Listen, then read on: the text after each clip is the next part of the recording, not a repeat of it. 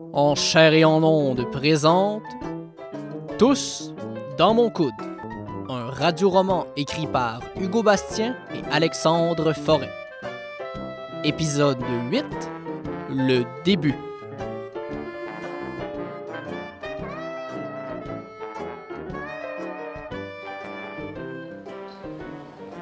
Mesdames et messieurs, le premier ministre François Legault, puis personne d'autre.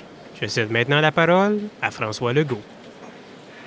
Vous avez remarqué de quoi de différent aujourd'hui, tout le monde? Si tu vas aux cheveux, Votre cravate? Ah, vous brûlez. vous avez perdu du poids. Vous revenez de voyage? Presque. Je suis tout seul. Ah ben ouais, toi. J'allais le dire. Moi, je pense quand même qu'il a perdu du poids. Je suis tout seul devant vous aujourd'hui pour vous annoncer que ce sera ma dernière conférence de presse sur la pandémie. Le temps a passé, puis on n'a plus grand-chose à vous dire, hein? En fait, si je peux être honnête avec vous, dans les derniers mois, on faisait plus du remplissage qu'autre chose. Ah, il me semblait aussi que c'était bizarre la fois où on a juste regardé les Boys 3 puis tout le monde est parti après. Alors, avant de vous dire bye-bye puis de retourner à notre business habituel, je voulais faire quelques remerciements à tous ceux et celles qui ont rendu cette crise possible.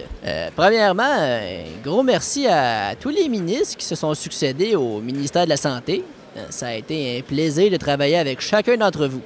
Sauf le pharmacien. Lui, il me tapait un peu sur les nerfs, je vais vous dire. Ben, c'est à cause de son maudit sarreau qui porte tout le temps. Je veux dire, on décroche un moment donné, là, on sait que tu connais ça, les pilules. Je suis d'ailleurs heureux d'annoncer que c'était les derniers ministres de la Santé qu'on aura. La crise est finie, fait que la santé, on n'en aura plus besoin. Ah ben, vu de même. J'aimerais également en profiter pour remercier notre cher Horacio Arruda. Lui aussi, il va me manquer. Mais que voulez-vous, il est présentement en rodage pour son one-man show intitulé « Aplatir la courbe », qui sera présenté au Saint-Denis en 2022. D'ailleurs, je l'ai vu hier à la voix, puis mon Dieu, décidément, ce monsieur-là a tous les talents. Ben, sauf la danse. J'aimerais par le fait même remercier les deux jeunes hommes inconnus qui ont été surpris récemment dans un parc en train de s'embrasser.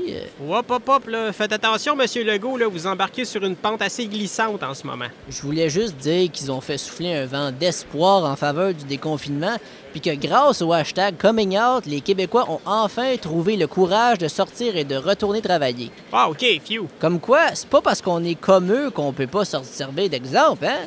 Puis je dis ça en toute réserve, hein? Moi, j'ai pas de problème avec eux autres, là, tu sais. Moi, je suis même déjà passé devant le mado. En tout cas, si vous aviez arrêté d'en parler là un petit peu avant, là, personne n'aurait été fâché. Et finalement, je dois m'adresser à vous, chers Québécois et Québécoises. Comme je voulais m'assurer de faire ça dans les règles de l'art, j'ai composé un petit acrostiche que je me permets de vous lire. Alors, C, hein, comme Colin, ça a passé proche. O, comme au revoir le virus. V, comme vite, le retour à la normale. I, comme I, hein, on va enfin avoir des séries pour le Canadien cette année. D, comme désolé à tous les vieux, infirmières, médecins, personnel de soins, enseignantes, préposés aux bénéficiaires. On l'a échappé un petit peu. Puis, il n'y a pas de mot qui commence par 19, fait que ça s'arrête là. Ouais! Ah, c'est... Bravo, j'imagine! C'était très touchant. Je vais maintenant retourner chez moi pour embrasser ma sœur et mes enfants, puis en espérant plus jamais vous revoir la face. Bye-bye, Monsieur Legault! Bye-bye! Au revoir! Bye-bye! Au revoir! Salut, Monsieur Legault! Bye, là! À la prochaine! C'est ça, partez! Et oui, comme ça, la vie était soudainement rentrée dans l'ordre. Au coin des rues jouent les enfants, dans les épiceries, les clients recommencent à s'engueuler avec les caissières. Dans les rues, les voitures s'agglutinent à nouveau, créant des bouchons qui exaspèrent les gens qui reviennent du travail, faisant augmenter de manière alarmante le niveau de détresse psychologique chez la population. Enfin, la ville respire à nouveau. Comme il fait bon de revenir dans ses pantoufles. À regarder dehors, c'est comme si la crise n'avait rien changé. Ou presque. C'est ce que Mathieu se dit en remontant la rue qu'il redoutait depuis maintenant un mois. Celle qui n'avait pas eu le courage d'arpenter encore, par peur que tout cela devienne trop réel. Les dernières semaines avaient été difficiles.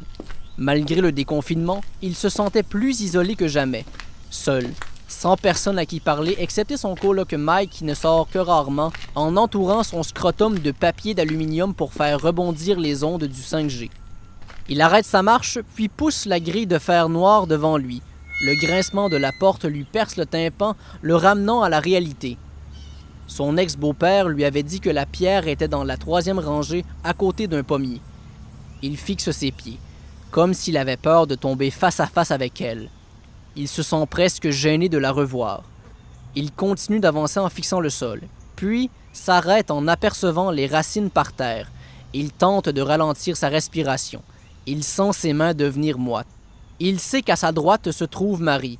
Son regard se lève lentement, lisant la pierre tombale du bas vers le haut, comme pour retarder le moment où il aura à lire son nom. Le voilà, gravé dans la pierre. C'est fini. Définitivement fini. Mathieu sent monter la peine dans sa gorge. Une grosse boule s'y installe. Il perçoit ce léger picotement dans sa main gauche qui lui vient à chaque fois qu'il s'apprête à pleurer. Les larmes viennent enfin. Elles s'échappent de lui, comme une libération, tout en le faisant souffrir. Il se laisse aller. Il sent ses jambes devenir molles avant de flancher. Il s'effondre, mais ne touche pas le sol. Il se sent plutôt flotter, retenu in extremis avant sa chute. Mais il sent deux mains fermes sous ses aisselles qui le retiennent. Une force le soulève sur ses pieds, le retourne, puis l'enveloppe comme une couverture. Ça va bien aller. Mathieu lève ses yeux brouillés par les larmes, pour s'assurer qu'il ne rêve pas. Mais c'est bien vrai. Il est là. Jérémie le tient dans ses bras, lui flatte le dos, le supporte. Voyons, qu'est-ce que tu fais là? Ben, je t'ai dit que j'avais des contacts au gouvernement. On peut en trouver pas mal des infos quand on veut. Comment t'as su que je serais là? Ben, en fait, ça fait comme un mois là, que je viens tous les jours. Là. Je me suis dit qu'un jour, tu serais là toi aussi. Ça m'a pris du temps à venir. Puis t'as pas à t'expliquer. Jérémie dépose ses lèvres sur le front de Mathieu, comme pour aspirer les ondes négatives qui baignent présentement dans son cerveau. Ça fait mal, Jay. Ça fait tellement mal. Je sais. Je me sens tellement tout seul. C'est correct. Enlacé par la présence réconfortante de Jérémie, Mathieu se calme tranquillement, arrivant à contenir ses larmes. T'es vraiment venu ici tous les jours depuis un mois? Ben ouais, check. Jérémie pointe sa chaise de camping et son petit barbecue Coleman derrière le pommier. D'ailleurs, je me fais des hot dogs là, dans pas long si t'en veux. Ben, j'ai pas full faim. Ouais, c'est sûr que la gueule pleine de morve, ça ouvre pas vraiment l'appétit, là, mais regarde, peut-être qu'avec l'odeur, ça va te revenir. Jérémie se dirige vers son petit réchaud, puis l'allume. Regarde, moi t'en faire deux, là, puis au pire, t'es laisseras là, pas de pression. Mathieu renifle en reprenant ses esprits. OK. Tu mets quoi dedans? Juste la maillot. Ah ben. Quoi? Non, c'est juste que je pensais que c'était juste moi qui prenais ces hot dogs comme ça. Mathieu fixe Marie, en humant l'odeur des saucisses qui grillent. Le duo reste en silence, ne sachant trop quoi dire, pendant que les saucisses crépitent.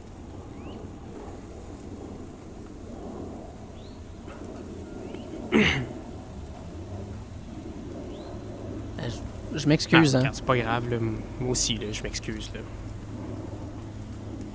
Je savais comme pas comment te le dire. Ouais, donc, regarde, c'est pas grave, j'ai dit, OK?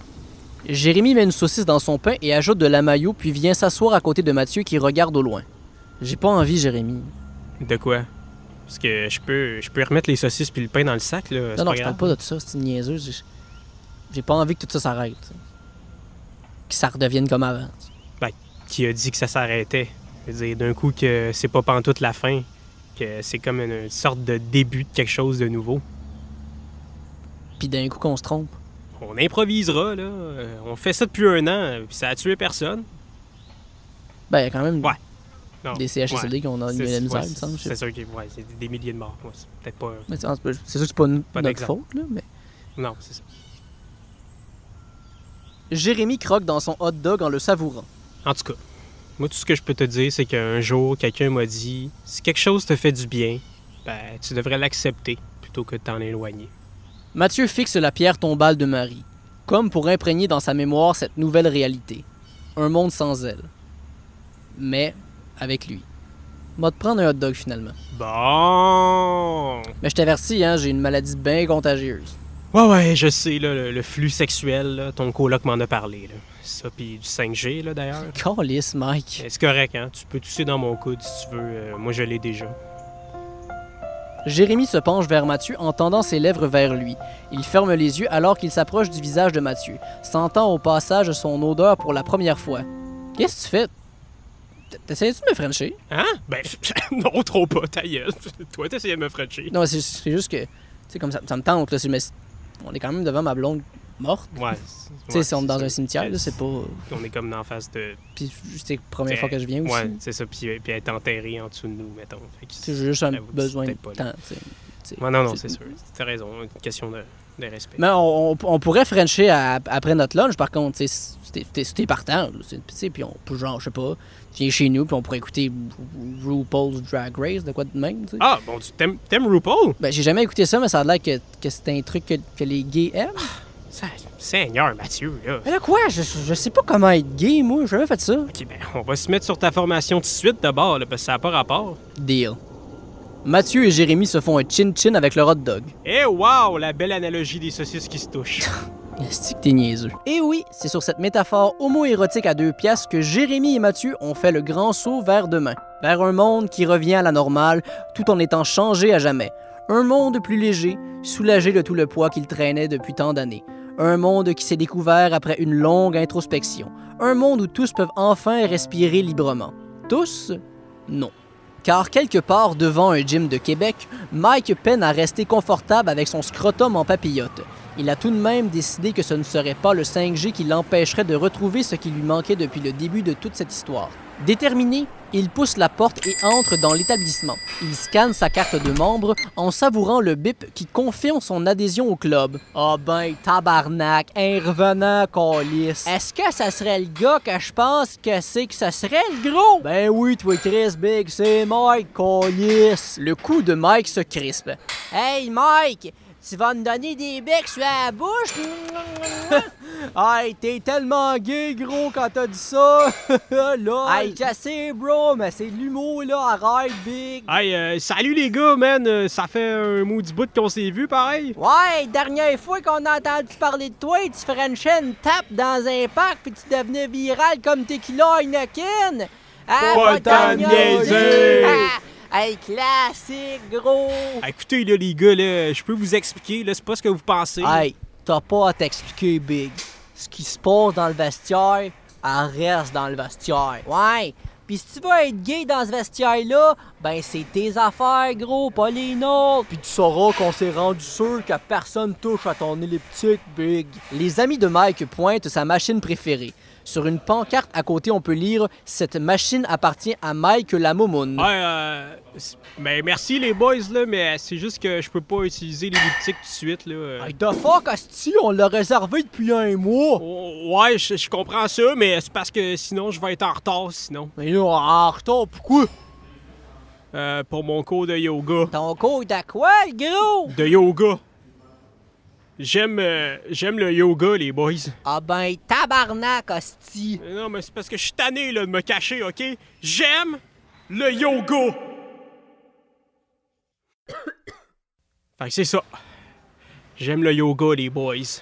Puis si vous pouvez pas accepter ça, bro, ben vous êtes pas des bros. Hey, on t'accepte comme t'es, gros. Va faire ton yoga, Big. Puis tu nous présenteras une coupe de cocotte après ton cours.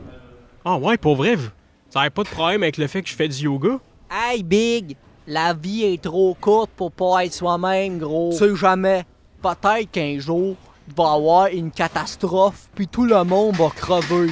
Puis quand ça va arriver, ben t'es aussi bien de pas avoir de regrets. No regrets, Big. Pfff, ta gueule, Big, man. Là, avant, là, je t'aurais traité de fif vrai là. Mais maintenant, là, je sais que les fifs, ils aiment pas ça quand on dit fif. Fait que je vais pas le dire. Hey, Big, t'as vraiment grandi pendant la quarantaine. Ouais, genre de 2 pouces, mais genre de sagesse. Peut-être de la graine aussi. Mike donne une bine sur l'épaule de son ami, puis se dirige vers le local de yoga. Rendu au local, il prend bien soin de checker le cul de toutes les filles en leggings. Il étend son tapis, puis interpelle sa voisine de droite. Yo, excuse-moi, c'est juste que me demandais, tu penses-tu qu'on va faire la position du guerrier aujourd'hui? C'est parce que ma préférée, parce que moi aussi je suis un guerrier, puis en tout cas. Hey, genre, je le sais pas, là. Mike revient vers son tapis, gêné. OK.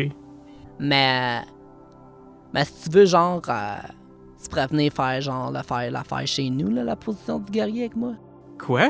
L'affaire, c'est que, genre, je t'ai vu French à la TV. Puis là, je te vois ici. Puis Pis ça veut dire que t'es un gars qui s'assume. Pis un gars qui s'assume, c'est fucking chaud, genre. C'est-tu quoi, gros babe? T'as raison. J'suis fucking chaud. Pis tabarnak que j'aime ça, yoga. C'est ainsi que se conclut cette histoire d'amour, de douchebag et de 5G. Merci d'avoir été des nôtres durant ces 8 épisodes, en chair et en ondes, où vous reviendra très bientôt avec une nouvelle histoire. D'ici là, merci beaucoup. N'hésitez pas à donner 5 étoiles sur iTunes, à en parler à vos proches et à réécouter nos épisodes. De la part d'Hugo Bastien et d'Alexandre Forêt, merci beaucoup et à la prochaine.